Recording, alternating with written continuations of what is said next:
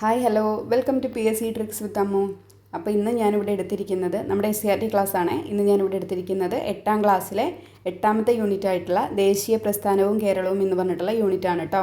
നമ്മുടെ കേരള ഹിസ്റ്ററിയുമായിട്ട് വളരെ അടുത്ത് നിൽക്കുന്നൊരു ചാപ്റ്ററാണ്. അതാണ് ഞാനിത് എടുക്കാൻ കാരണം. ഇത് വീണ്ടും നമ്മുടെ പഴയ കാര്യങ്ങളൊക്കെ റിപ്പീറ്റ് അടിച്ച് വരിക തന്നെയാണ് കേട്ടോ. കുറച്ച് കൂടുതൽ കാര്യങ്ങൾ ഇതിന്ന് വേറെ കിട്ടാനുമുണ്ട്. അപ്പോൾ നമുക്ക് റാങ്ക് ഫയൽ പഠിക്കുന്നതിനേക്കാളും നല്ലത് നമുക്ക് ആദ്യം ഈ SCRT കവർ ചെയ്യുന്നതാണ് കേട്ടോ. അപ്പോൾ നമുക്ക് നേരെ ക്ലാസ്സിലേക്ക് പോയാലോ.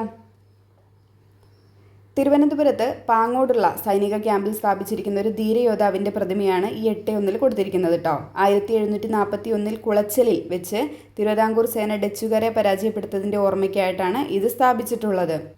കുളച്ചൽ യുദ്ധം ഇതിന് വർഷം ഓർത്തിരിക്കുക 1741 കേട്ടോ. യൂറോപ്യരുടെ ഇന്ത്യയിലേക്കുള്ള ആഗമനവും തദ്ദേശീയരുമായിട്ടുള്ള ആദ്യകാല സംഘർഷങ്ങളും മുൻ അധ്യായത്തിൽ നമ്മൾ പഠിച്ചിട്ടുണ്ടല്ലോ. വ്യത്യസ്ത യൂറോപ്യൻ രാജ്യങ്ങളിൽ നിന്ന് കച്ചവടത്തിനായി കേരളത്തിലെത്തിയവർ നാട്ടുരാജ്യങ്ങൾ പിടിച്ചെടുത്ത് രാഷ്ട്രീയ അധികാരം സ്ഥാപിക്കാനാണ് ശ്രമിച്ചത്. കേരളത്തിൽ ആധിപത്യം ഉറപ്പിക്കാൻ യൂറോപ്യർക്കിടയിൽ നടന്ന മത്സരത്തിൻ്റെ മേൽക്കൈ ലഭിച്ചത് ആർക്കാണ്? ബ്രിട്ടീഷുകാർക്കാണ്. യൂറോപ്യരുടെ ആഗമനകാലത്ത് കേരളത്തിൽ വിവിധ നാട്ടുരാജ്യങ്ങളുണ്ടായിരുന്നു. പിന്നീട് മലബാർ പ്രദേശം ഇംഗ്ലീഷ് ഈസ്റ്റ് ഇന്ത്യ കമ്പനിയുടെ നേരിട്ടുള്ള ഭരണത്തിന് കീഴിലും കൊച്ചി, തിരുവിതാംകൂർ എന്നീ നാട്ടുരാജ്യങ്ങൾ ബ്രിട്ടീഷ് മേൽക്കോയ്മ അംഗീകരിച്ചുകൊണ്ടുള്ള രാജഭരണത്തിന് കീഴിലുമാണ് നിലനിന്നിരുന്നത്. ബ്രിട്ടീഷുകാരുടെ നേരിട്ടുള്ള ഭരണം എവിടെയായിരുന്നു ഉണ്ടായിരുന്നത്? മലബാറിലായിരുന്നു ഉണ്ടായിരുന്നത് കേട്ടോ, മലബാറിലെ. പിന്നീട് അവരുടെ രാജഭരണം മേൽക്കോയ്മ അംഗീകരിച്ചത് മൂലം കുറച്ച് ബ്രിട്ടീഷുകാരും ബാക്കി രാജഭരണമായിട്ടുണ്ടായിരുന്നത് എവിടേക്കാണ്? കൊച്ചി, തിരുവിതാംകൂറിൽ ആയിരുന്നു കേട്ടോ. കേരളത്തിൽ ആരൊക്കെയാണ് ബ്രിട്ടീഷുകാരോട് ആദ്യം പോരാടിയത്? എന്തായിരുന്നു കാരണങ്ങൾ? അതിൻ്റെ അനന്തരഫലങ്ങൾ എന്തൊക്കെയായിരുന്നു?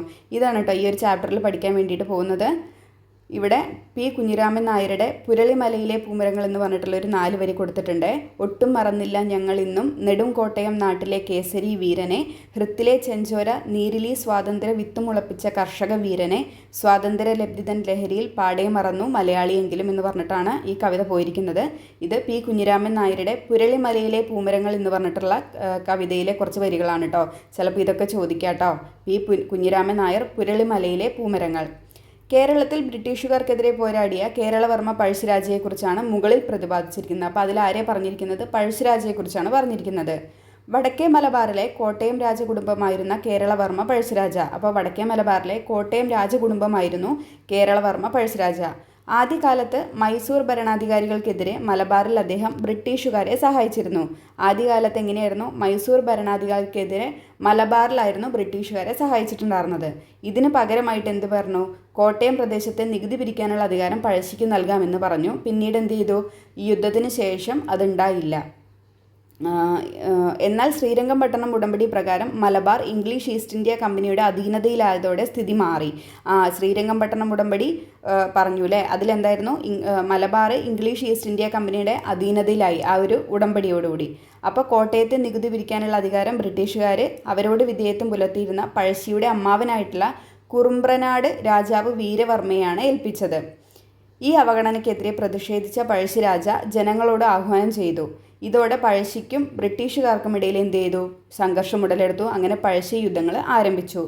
ഇംഗ്ലീഷ് ഈസ്റ്റ് ഇന്ത്യ കമ്പനിക്കെതിരെ പഴശ്ശി കൈക്കൊണ്ട പ്രതിരോധ തന്ത്രങ്ങൾ എന്തൊക്കെയാണെന്നാണ് നോക്കാൻ പോകുന്നത്.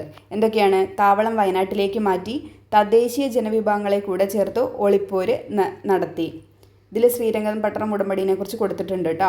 3ാം ആംഗ്ലോ മൈസൂർ യുദ്ധത്തിൽ മൈസൂർ പരാജയപ്പെട്ടതിനെ തുടർന്ന് 1792 മാർച്ച് 18 മൈസൂർ ഭരണാധികാരിയായ ടിപ്പു സുൽത്താനും ഇംഗ്ലീഷ് ഈസ്റ്റ് ഇന്ത്യ കമ്പനിയും തമ്മിൽ ഒപ്പുവെച്ച ഉടമ്പടിയാണ് ശ്രീരംഗപട്ടണം ഉടമ്പടി എന്ന് പറയുന്നത്. ആരൊക്കെ തമ്മിലാണ്? ടിപ്പു സുൽത്താനും ഈ ഇംഗ്ലീഷ് ഈസ്റ്റ് ഇന്ത്യ കമ്പനിയും തമ്മിൽ. വർഷം ഓർത്തിരിക്കുക കേട്ടോ, 1792 മാർച്ച് 18 കേട്ടോ. 1792 മാർച്ച് 18. ഉടമ്പടി പ്രകാരം ടിപ്പുവിൻ്റെ അധീനതയിലായിരുന്ന മലബാർ, കൂർഗ് എന്നീ പ്രദേശങ്ങൾ ആർക്ക് കൊടുത്തു? ബ്രിട്ടീഷുകാർക്ക് കൊടുക്കുകയും ചെയ്തു. ഈ ടിപ്പുവിൻ്റെ അധീനതയിലായിരുന്ന മലബാർ, കൂർഗ് എന്നീ പ്രദേശങ്ങൾ ഏത് ഉടമ്പടി പ്രകാരമാണ് ബ്രിട്ടീഷുകാർക്ക് ലഭിച്ചത്? 1792 മാർച്ച് 18 ശ്രീരംഗപട്ടണം ഉടമ്പടി പ്രകാരം. കുറിച്യ നായകൻ തലയ്ക്കൽ ചന്തു, നായർ പടയെ നയിച്ച എടച്ചേന കുങ്കൻ, കൈതേരി അമ്പു, കണ്ണവത്ത് ശങ്കരൻ, പള്ളൂർ എമ്മൻ എന്നിവർ പഴശ്ശിക്ക് ശക്തമായ സൈനിക പിൻബലം നൽകി.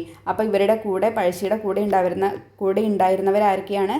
തലയ്ക്കൽ ചന്തു, പിന്നെ എടച്ചേന കുങ്കൻ, കൈതേരി അമ്പു, കണ്ണവത്ത് ശങ്കരൻ, പള്ളൂർ എമ്മൻ. ഇത്രയും പേരാണ് പഴശ്ശിക്ക് ശക്തമായിട്ടുള്ള സൈനിക പിൻബലം നൽകിയിട്ടുണ്ടായിരുന്നത്.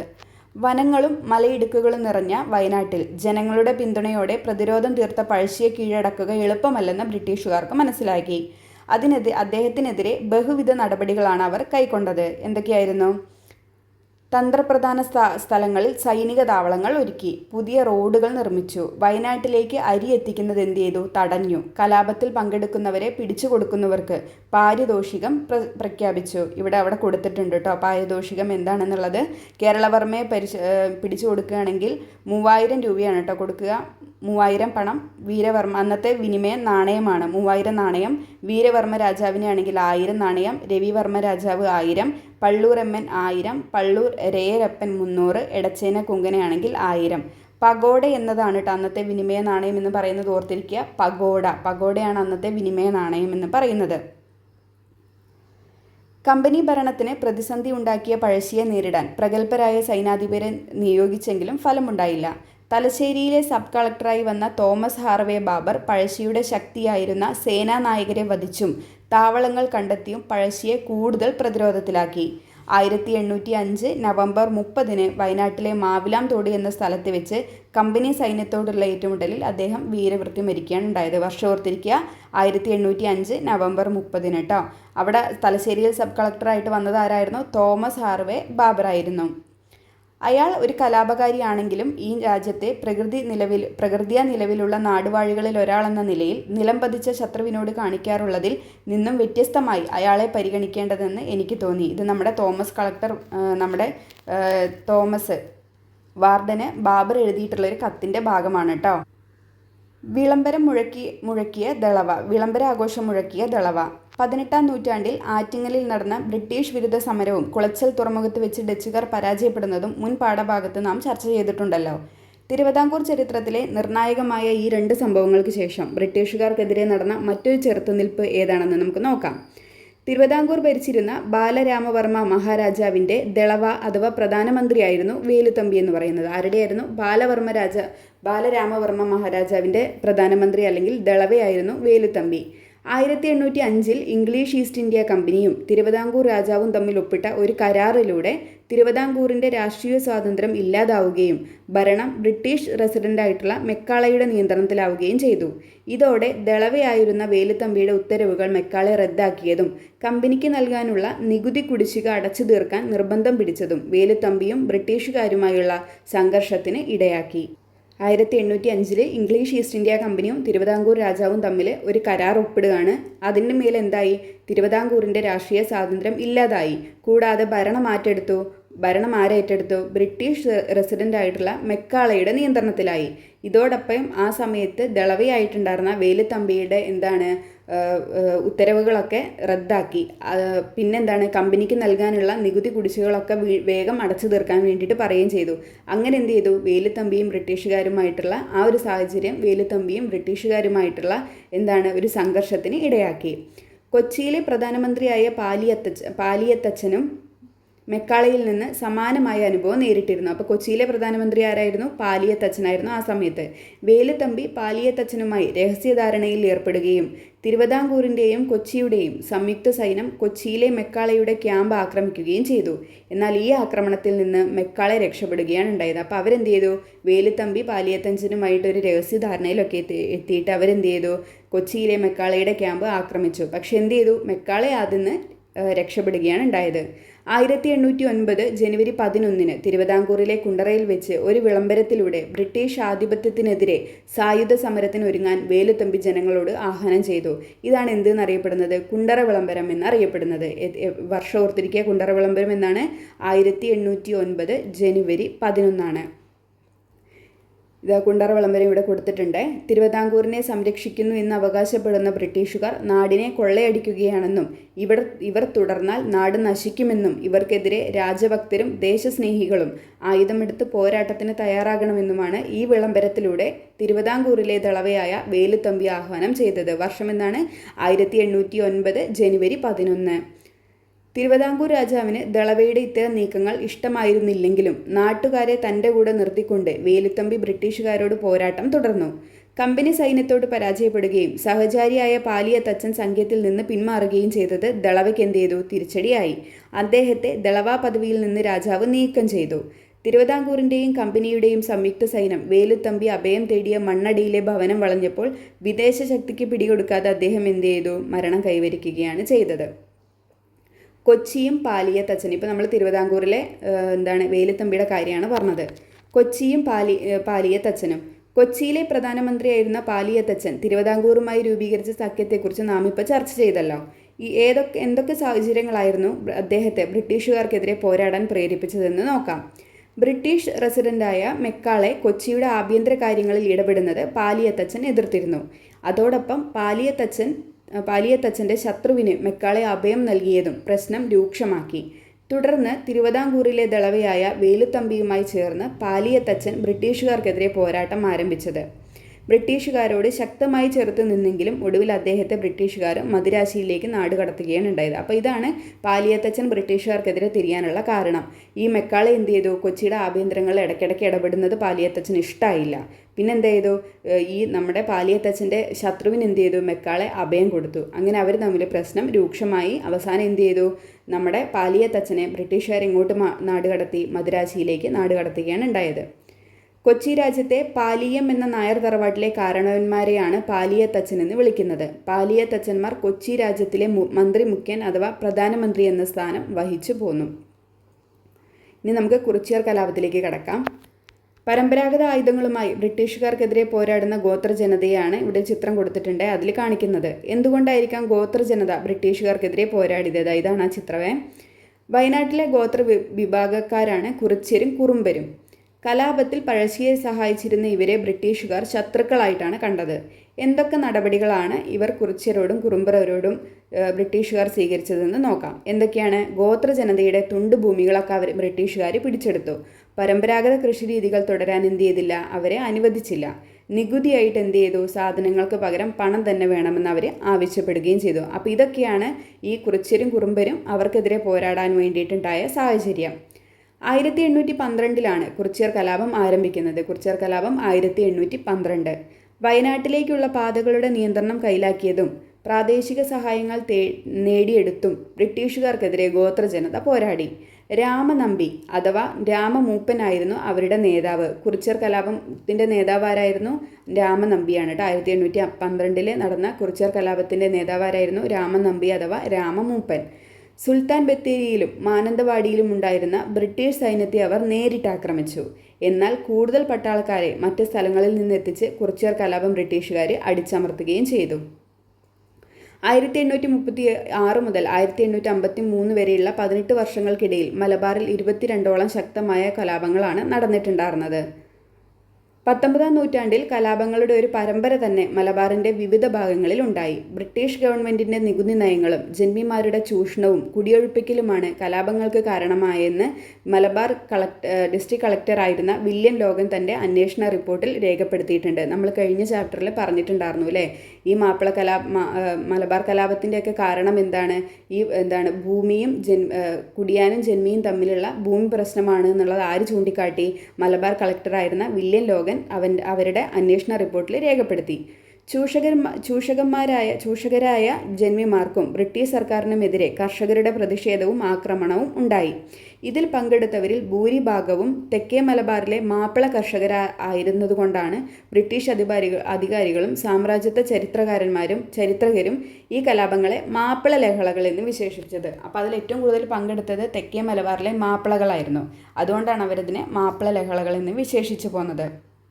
മലബാർ മാനുവൽ ആരാ എഴുതിയത്? വില്യം ലോഗൻ കേട്ടോ. അതവിടെ കൊടുത്തിട്ടുണ്ട്. ഇവിടെ പണ്ഡിറ്റ് കെ പി കറുപ്പൻ്റെ ജാതിക്കുമ്മി എന്ന് പറഞ്ഞിട്ടുള്ള കൃതിയിലെ കുറച്ച് വരികൾ കൊടുത്തിട്ടുണ്ട്. നാൽക്കാലികളെക്കാളും താഴെയാണോ ഇക്കാണും മനുഷ്യ സഹോദരന്മാർ? ഇക്കാലത്ത് 20-ാം നൂറ്റാണ്ടിലും ഇത് നീക്കാറായില്ലല്ലോ യോഗ പെണ്ണെ. എന്തൊരാൾക്കാരാണ് നിങ്ങൾ ജ്ഞാനപ്പെണ്ണെ എന്നുള്ളതാണ് വരി പോകുന്നത് കേട്ടോ. പണ്ഡിറ്റ് കെ പി കറുപ്പൻ്റെ ജാതിക്കുമ്മി. 19-20 നൂറ്റാണ്ടുകളിലെ സാമൂഹിക അവസ്ഥയെക്കുറിച്ചാണ് ഇനി നമ്മൾ നോക്കാൻ പോകുന്നത് കേട്ടോ. നാം ഇന്ന് കാണുന്ന തുല്യതയും സമത്വവും അന്നത്തെ സാമൂഹ്യ ജീവിതത്തിൽ കാണാൻ കഴിഞ്ഞിരുന്നില്ല. അന്ധവിശ്വാസങ്ങളും അനാചാരങ്ങളും നടമാടിയ സമൂഹമായിരുന്നു അത്.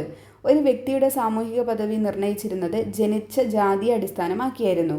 ജാതി വിവേചനത്തിൻ്റെ ഭാഗമായി തൊട്ടുകൂടായ്മ, തീണ്ടിക്കൂടായ്മ, സഞ്ചാരവിലക്ക് തുടങ്ങിയ ധാരാളം സാമൂഹിക തിന്മകളാണ് കേരളത്തിൽ നിലനിന്നിരുന്നത്. സമൂഹത്തിലുണ്ടായിരുന്ന യുക്തിരഹിതമായ അത്തരം അനാചാരങ്ങൾക്കെതിരെ പോരാടിയവരാണ് സാമൂഹിക പരിഷ്കർത്താക്കൾ. ആധുനിക വിദ്യാഭ്യാസത്തിന്റെ പ്രചാരവും നവോത്ഥാന ചിന്തയുമെല്ലാം ഇവരുടെ പ്രവർത്തനങ്ങൾക്ക് പിൻബലമേകി. നിരവധി സാമൂഹിക പരിഷ്കർത്താക്കൾക്ക് നമ്മുടെ നാട് ജന്മം നൽകിയിട്ടുണ്ട്. ഇനി നമുക്ക് അവരുടെ പരിഷ്കർത്താക്കളെയും അവരുടെ പ്രവർത്തനങ്ങളെയും നോക്കാം. അതിൽ പ്രധാനിയാണ് വൈകുണ്ഠസ്വാമികൾ. എന്തൊക്കെയാണ്? കേരളത്തിലെ ആദ്യകാല സാമൂഹ്യ പരിഷ്കർത്താക്കളിൽ ഒരാളായിരുന്നു. വിഗ്രഹാരാധനയുടെ യുക്തിരാഹിത്യം വെളിപ്പെടുത്തിക്കൊണ്ട് ദക്ഷിണേന്ത്യയിൽ ആദ്യമായി കണ്ണാടി പ്രതിഷ്ഠ നടത്തി. ആര്? വൈകുണ്ഠസ്വാമികൾ. ദക്ഷിണേന്ത്യയിൽ ആദ്യമായിട്ട് കണ്ണാടി പ്രതിഷ്ഠ നടത്തിയത് ആരാണ്? വൈകുണ്ഠസ്വാമികളാണ് കേട്ടോ. അദ്ദേഹത്തിൻ്റെ പ്രസ്ഥാനം ഏതാണ്? സമത്വ സമാജം. അല്ലെ, റിപ്പീറ്റായിട്ട് വന്നുകൊണ്ടിരിക്കുന്നതാണ്. അദ്ദേഹത്തിൻ്റെ പ്രസ്ഥാനം ഏതാണ്? സമത്വ സമാജം. വൈകുണ്ഠസ്വാമികൾ ദക്ഷിണേന്ത്യയിൽ ആദ്യമായിട്ട് കണ്ണാടി പ്രതിഷ്ഠ നടത്തി. ശ്രീനാരായണ ഗുരു. കേരളത്തിൽ സാമൂഹിക മാറ്റത്തിനു വേണ്ടി പ്രവർത്തിച്ച പരിഷ്കർത്താക്കളിൽ പ്രഥമ സ്ഥാനീയനാണ് ശ്രീനാരായണ ഗുരു. അന്ധവിശ്വാസങ്ങൾക്കും ജാതി വിവേചനങ്ങൾക്കുമെതിരെ പോരാടി. വിദ്യ കൊണ്ട് പ്രബുദ്ധരാകാൻ ഉദ്ഘോഷിച്ചു. അരുവിപ്പുറത്ത് ശിവപ്രതിഷ്ഠ നടത്തുകയും ജാതിഭേദവും മതദ്വേഷവും ഇല്ലാതെ ഏവരും സഹോദര്യത്തോടെ കഴിയണമെന്നും മാതൃകാസ്ഥാനമെന്ന് ഈ ക്ഷേത്രത്തെ വിശേഷിപ്പിക്കുകയും ചെയ്തു. വിദ്യ കൊണ്ട് പ്രബുദ്ധരാകുക അദ്ദേഹത്തിൻ്റെ ഇമ്പോർട്ടൻ്റ് ആയിട്ടുള്ള ഒരു കോട്ടാണ് കേട്ടോ. വിദ്യ കൊണ്ട് പ്രബുദ്ധരാകുക ആരുമായിട്ട് ബന്ധപ്പെട്ടിരിക്കുന്നു? ശ്രീനാരായണ ഗുരുവുമായിട്ട് ബന്ധപ്പെട്ടിരിക്കുന്നു. സഹോദരൻ അയ്യപ്പൻ, മഹാകവി Kumaranasan, doctor P Palpu, T K Madhavan തുടങ്ങിയ പരിഷ്കർത്താക്കളെ അദ്ദേഹത്തിൻ്റെ ദർശനങ്ങൾ സ്വാധീനിച്ചു. അദ്ദേഹത്തിൻ്റെ പ്രസ്ഥാനം ഏതാണ്? ശ്രീനാരായണ ധർമ്മപരിപാലന യോഗം. ശ്രീനാരായണ ധർമ്മപരിപാലന യോഗം പ്രസ്ഥാനം ആരുടെയാണ്? ശ്രീനാരായണ ഗുരുവിൻ്റെയാണ്. വിദ്യ കൊണ്ട് പ്രബുദ്ധരാക്കാൻ ആര് പറഞ്ഞതാണ്? ശ്രീനാരായണ ഗുരു പറഞ്ഞതാണ്. കുര്യാക്കോസ് ഏലിയാസ് ചാവറ സാമൂഹ്യ പരിഷ്കർത്താവും വിദ്യാഭ്യാസ പ്രവർത്തകനുമായിരുന്നു. അവശത അനുഭവിക്കുന്ന ജനവിഭാഗങ്ങൾക്കായി അനാഥാലയങ്ങളും വിദ്യാലയങ്ങളുമാണ് അദ്ദേഹം സ്ഥാപിച്ചിരുന്നത്. അപ്പോൾ കുര്യാക്കോസ് ഏലിയാസ് ചാവറ എന്താണ്? സാമൂഹ്യ പരിഷ്കർത്താവും വിദ്യാഭ്യാസ പ്രവർത്തകനുമായിരുന്നു. അവരെങ്ങനെയുള്ളവർക്കാണ് വിദ്യാലയങ്ങളൊക്കെ സ്ഥാപിച്ചത്? അവശത അനുഭവിക്കുന്ന ജനവിഭാഗങ്ങൾക്കായിട്ട് അനാഥാലയങ്ങൾ സ്ഥാപിച്ചിട്ടുണ്ടായിരുന്നു. വിദ്യാലയങ്ങളും അദ്ദേഹം സ്ഥാപിച്ചു പോന്നു. ഇനി അടുത്തതാണ് ചട്ടമ്പി സ്വാമികൾ. ജാതി വ്യവസ്ഥയെയും യുക്തിരഹിതമായ ആചാരങ്ങളെയും എതിർത്തു. മലയാള ഭാഷയ്ക്കും സാഹിത്യത്തിനും വിലപ്പെട്ട സംഭാവനകളായിരുന്നു അദ്ദേഹത്തിൻ്റെ രചനകൾ എന്ന് പറയുന്നത്. നമുക്കറിയാം, പ്രാചീന ഭാഷ, പിന്നെന്താണ് നമ്മുടെ ആദി മലയാളം, ഇതെല്ലാം ആരുടെയാണ്? ചട്ടമ്പി സ്വാമികളുടെയാണ് അല്ലേ. അപ്പോൾ ജാതി വ്യവസ്ഥയും യുക്തിരഹിതമായ ആചാരങ്ങളെയും എതിർത്തത് ആരായിരുന്നു? ചട്ടമ്പി സ്വാമികളായിരുന്നു. മലയാള ഭാഷയ്ക്കും സാഹിത്യത്തിനും വിലപ്പെട്ട സംഭാവനകളായിരുന്നു അദ്ദേഹത്തിൻ്റെ രചനകൾ എന്ന് പറയുന്നത്. അയ്യങ്കാളി അടിസ്ഥാന ജനവിഭാഗങ്ങളുടെ അവകാശങ്ങൾക്കും ആത്മാഭിമാനത്തിനും സഞ്ചാര സ്വാതന്ത്ര്യത്തിനും വിദ്യാഭ്യാസത്തിനും വേണ്ടി പോരാടി. അദ്ദേഹം അടിസ്ഥാന ജനവിഭാഗങ്ങളുടെ അവകാശങ്ങൾക്കും ആത്മാഭിമാനത്തിനും സഞ്ചാര സ്വാതന്ത്ര്യത്തിനും വിദ്യാഭ്യാസത്തിനും വേണ്ടിയിട്ട് പോരാടിയിട്ടുണ്ട്. വില്ലുവണ്ടി സമരം, കല്ലുമാല സമരം എന്നിവ അദ്ദേഹം നേതൃത്വം നൽകിയ പ്രധാനപ്പെട്ട സമരങ്ങളായിരുന്നു. അപ്പോൾ വില്ലുവണ്ടി സമരം, കല്ലുമാല സമരം എന്നിവയ്ക്ക് നേതൃത്വം നൽകിയത് ആരാണ്? അയ്യങ്കാളിയാണ് കേട്ടോ. വില്ലുവണ്ടി സമരം, കല്ലുമാല സമരം എന്നിവയ്ക്ക് നേതൃത്വം നൽകിയത് ആരാണ്? അയ്യങ്കാളിയാണ്. അദ്ദേഹത്തിൻ്റെ പ്രസ്ഥാനത്തിൻ്റെ പേരെന്താണ്? സാധുജന പരിപാലന സംഘം എന്നാണ് കേട്ടോ. അദ്ദേഹത്തിൻ്റെ പ്രസ്ഥാനത്തിൻ്റെ പേരെന്താണ്? സാധുജന പരിപാലന സംഘം. വക്കം അബ്ദുൽ ഖാദർ മൗലവി മുസ്ലിം സമുദായത്തിൻ്റെ സാംസ്കാരിക നവോത്ഥാനത്തിന് വേണ്ടി പ്രവർത്തിച്ചത് ആരായിരുന്നു? വക്കം അബ്ദുൽ ഖാദർ മൗലവിയായിരുന്നു. രാജവാഴ്ചയുടെ പൊള്ളത്തരങ്ങൾ വെളിച്ചത്ത് കൊണ്ടുവരാൻ സ്വദേശാഭിമാനി പത്രം ആരംഭിച്ചത് ആരായിരുന്നു? വക്കം അബ്ദുൽ ഖാദർ മൗലവിയായിരുന്നു. അദ്ദേഹത്തിൻ്റെ പ്രസ്ഥാനമാണ് തിരുവിതാംകൂർ മുസ്ലിം മഹാജനസഭ. ആരുടെയാണ്? വക്കം അബ്ദുൽ ഖാദർ മൗലവിയുടെ പ്രസ്ഥാനത്തിൻ്റെ പേരെന്താണ്? തിരുവിതാംകൂർ മുസ്ലിം മഹാജനസഭ എന്നുള്ളതാണ് കേട്ടോ. അദ്ദേഹമാണ് സ്വദേശാഭിമാന പത്രം ആരംഭിച്ചത് കേട്ടോ. അടുത്തത് മന്നത്ത് പത്മനാഭൻ. നായർ സമുദായത്തിൻ്റെ സാമൂഹിക മുന്നേറ്റത്തിനും വിദ്യാഭ്യാസ പുരോഗതിക്കും വേണ്ടി പ്രവർത്തിച്ചു. കേരളത്തിൽ പൗരാവകാശങ്ങൾ നേടിയെടുക്കുന്നതിന് വേണ്ടിയുള്ള സമരങ്ങൾ നയിച്ചത് ആരാണ്? മന്നത്ത് പത്മനാഭനാണ് കേട്ടോ. നായർ സമുദായത്തിൻ്റെയും സാമൂഹിക മുന്നേറ്റത്തിനും വിദ്യാഭ്യാസ പുരോഗതിക്കും വേണ്ടിയിട്ടാണ് അദ്ദേഹം പ്രവർത്തിച്ചത്. പിന്നെ കേരളത്തിൽ പൗരാവകാശങ്ങൾ നേടിയെടുക്കാൻ വേണ്ടിയിട്ടുള്ള സമരങ്ങളൊക്കെ നയിച്ചത് ആരാണ്? മന്നത്ത് പത്മനാഭനാണ് കേട്ടോ. ആ പേരും ആളുമായിട്ടൊരു ബന്ധമില്ലാന്ന് തോന്നുന്നു അല്ലേ. മന്നത്ത് പത്മനാഭൻ. അദ്ദേഹത്തിൻ്റെ പ്രസ്ഥാനത്തിൻ്റെ പേരെന്താണ്? നായർ സർവീസ് സൊസൈറ്റി എന്നാണ് കേട്ടോ. NSS, നായർ സർവീസ് സൊസൈറ്റിയാണ് മന്നത്ത് പത്മനാഭൻ്റെ പ്രസ്ഥാനം എന്ന് പറയുന്നത്. ഇനി പ്രത്യക്ഷ രക്ഷാ ദേവസഭ എന്ന പ്രസ്ഥാനം ആരാണ് സ്ഥാപിച്ചത്? പൊയ്കയിൽ യോഹന്നാനാണ് കേട്ടോ. ജാതീയത, അടിമത്തം തുടങ്ങിയ സാമൂഹിക തിന്മകൾക്കെതിരെ പോരാടിയതാണ് പൊയ്കയിൽ യോഹന്നാൻ എന്ന് പറയുന്നത് കേട്ടോ. അദ്ദേഹത്തിൻ്റെ പ്രസ്ഥാനം ഏതാണ്? പ്രത്യക്ഷ രക്ഷാ ദേവസഭ. പണ്ഡിറ്റ് KP കറുപ്പൻ. കവിയും നാടകകൃത്തുമായിട്ടുള്ള അദ്ദേഹം പിന്നീട് പിന്നോക്ക വിഭാഗങ്ങളുടെ ഉന്നമനത്തിന് വേണ്ടിയിട്ടാണ് പ്രവർത്തിച്ചു പോന്നിരുന്നത്. അദ്ദേഹത്തിൻ്റെ പ്രസ്ഥാനം ഏതാണ്? അരയ സമാജം. അദ്ദേഹത്തിന് ഒരുപാട് പ്രസ്ഥാനങ്ങളുണ്ട്, നമുക്ക് വഴിയെ പഠിക്കാം. പണ്ഡിറ്റ് KP കറുപ്പൻ്റെ പ്രസ്ഥാനം ഇവിടെ കൊടുത്തിരിക്കുന്നത് അരയ സമാജമാണ് കേട്ടോ. അരയ സമാജം ആരുടെയാണ്? പണ്ഡിറ്റ് KP കറുപ്പനാണ് കേട്ടോ. BT ഭട്ടതിരിപ്പാട്. നമ്പൂതിരി സാമുദായ പരിഷ്കർത്താവാണ് വി.ടി. ഭട്ടതിരിപ്പാട്. സാമൂഹ്യ പ്രവർത്തകൻ, എഴുത്തുകാരൻ എന്നീ നിലകളിലാണ് അറിയപ്പെട്ടത്. അദ്ദേഹത്തിൻ്റെ ഇമ്പോർട്ടൻ്റ് ആയ അടുക്കളയിൽ നിന്ന് അരങ്ങത്തേക്ക് എന്ന പ്രസിദ്ധമായ നാടകം ആരാണ് രചിച്ചത്? വി.ടി. ഭട്ടതിരിപ്പാടാണ്.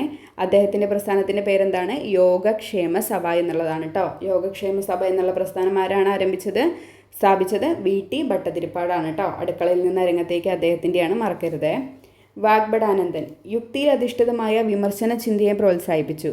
ആചാരങ്ങളെ കാലത്തിനനുസരിച്ച് പരിഷ്കരിക്കാൻ ശ്രമിച്ച നവോത്ഥാന നായകനാരാണ്? വാഗ്ഭടാനന്ദനാണ് കേട്ടോ. അദ്ദേഹത്തിൻ്റെ പ്രസ്ഥാനത്തിൻ്റെ പേരാണ് ആത്മവിദ്യാ സംഘം എന്ന് പറയുന്നത്. വാഗ്ഭടാനന്ദൻ്റെയാണ് ആത്മവിദ്യാ സംഘം. ഇതൊക്കെ എഴുതി വെച്ചേക്കണേ. ഇവരെ കൂടാതെ നിരവധി സാമൂഹിക പരിഷ്കർത്താക്കൾ കേരളത്തിലുണ്ടായിട്ടുണ്ട്. ദാക്ഷായണി വേലായുധൻ, പാർവതി നെന്മേനി മംഗലം, ആര്യപ്പള്ളം, കാളിക്കുട്ടി ആശാത്തി തുടങ്ങിയവർ സ്ത്രീകളുടെ സാമൂഹിക ഉന്നമനത്തിനു വേണ്ടി പ്രവർത്തിച്ചവരാണ്. ആരൊക്കെയാണ്? ദാക്ഷായണി വേലായുധൻ, പാർവതി നെന്മേനി മംഗലം, ആര്യപ്പള്ളം, കാളിക്കുട്ടി ആശാത്തി. സാമൂഹ്യ പരിഷ്കർത്താക്കളുടെ പ്രവർത്തനങ്ങൾ സാമൂഹികമായി പിന്നാക്കം നിൽക്കുന്നവരുടെയും സ്ത്രീകളുടെയും അവകാശങ്ങൾക്കും വിദ്യാഭ്യാസ പുരോഗതിക്കും കാരണമായി. സാമൂഹിക നീതിയിൽ അധിഷ്ഠിതമായ ഒരു പുതിയ സമൂഹത്തെ സൃഷ്ടിക്കാനും കേരളത്തിൻ്റെ നവോത്ഥാന കാലഘട്ടത്തെ അടയാളപ്പെടുത്താനും സാമൂഹ്യ പരിഷ്കർത്താക്കൾക്ക് കഴിഞ്ഞു. പൗരസ്വാതന്ത്ര്യത്തിനു വേണ്ടിയുള്ള പോരാട്ടങ്ങളിൽ ഫസ്റ്റ് തന്നെ നമ്മൾ നോക്കുന്നത് മേൽമുണ്ട് സമരമാണ്. എല്ലാ മതത്തിലുള്ള ചാനാട്ടികളും കട്ടിശീല കൊണ്ട് ഉടുത്ത് കെട്ടിക്കൊള്ളുകയോ മേൽജാതിയിലുള്ള സ്ത്രീകളെ പോലെ അല്ലാതെ മറ്റേതു വിധത്തിലെങ്കിലും മാറുമറിച്ചു കൊള്ളുകയോ ചെയ്യുന്നതിന് വിരോധം ഇല്ലായ്മ കൊണ്ട് വിവരം സകലമാന പേരും അറിഞ്ഞു നടന്നുകൊള്ളുകയും വേണം.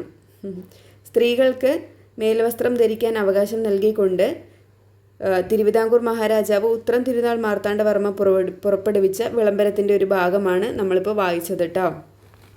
എല്ലാവർക്കും എന്താണ്? മേൽവസ്ത്രം ധരിക്കാൻ ആരാണ് ഏത് മഹാരാജാവാണ് ഉത്തരവ് പുറപ്പെടുവിച്ചത്? ഉത്രം തിരുനാൾ മാർത്താണ്ഡവർമ്മയാണ് കേട്ടോ. ഉത്രം തിരുനാൾ മാർത്താണ്ഡവർമ്മ. ഈ വിളംബരത്തിന് കാരണമായ മേൽമുണ്ട് സമരത്തെക്കുറിച്ച് മുൻ ക്ലാസ്സുകളിൽ നമ്മൾ പഠിച്ചിട്ടുണ്ടല്ലോ. തെക്കൻ തിരുവിതാംകൂറിലെ ചാന്നാർ സമുദായത്തിലെ സ്ത്രീകൾക്ക് ഉയർന്ന വിഭാഗമെന്ന് കരുതപ്പെട്ടിരുന്ന സ്ത്രീകളെപ്പോലെ മേൽവസ്ത്രം ധരിക്കാനുള്ള അവകാശമുണ്ടായിരുന്നില്ല. ക്രിസ്ത്യൻ മിഷണറിമാരുടെ പിന്തുണയോടെ പൊതുസ്ഥലങ്ങളിൽ മേൽമുണ്ട് ധരിച്ച് പ്രത്യക്ഷപ്പെട്ട ചാന്നാർ സ്ത്രീകളെ ഉയർന്ന വിഭാഗമെന്ന് കരുതിപ്പെട്ടിരുന്നവർ ആക്രമിക്കുകയും അവരുടെ മേൽമുണ്ട് വലിച്ചു കീറുകയും ചെയ്തു. തുടർന്ന് തെക്കൻ തിരുവിതാംകൂറിൽ പലയിടങ്ങളിലും കലാപം പുറപ്പെട്ടു. ഡേറ്റ് ഓർത്തു വെക്കണേ. 1859 ജൂലൈ 26 ചാന്നാർ സ്ത്രീകൾക്ക് മാറുമറിക്കുന്നതിനുള്ള നിയന്ത്രണങ്ങൾ ഒഴിവാക്കിക്കൊണ്ട് തിരുവിതാംകൂർ മഹാരാജാവ് കൽപ്പന പുറപ്പെടുവിച്ചു.